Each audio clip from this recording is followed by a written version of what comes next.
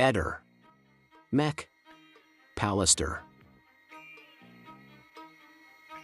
Ed era in effetti è proprio strano che lui non si ricordi di questa nebbia, perché qua la vedi dalla Napoleonica, cioè in realtà sulla strada napoleonica che in alto la nebbia non c'era, e quella coltre bianca e tutta la nebbia che ricopriva la città di Trieste, quindi era veramente una cosa che rimaneva impressa, insomma.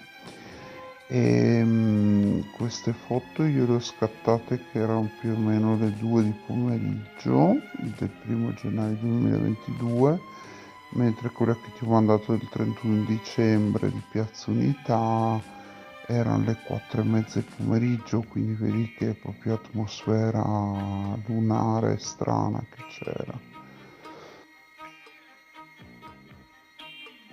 Bordeaux sta in basso, per cui la nebbia in realtà stava in basso rispetto a Opicina o Prosecco, e perciò Doberto del Lago è molto più in basso di questa zona qui, era tutto avvolto nella nebbia.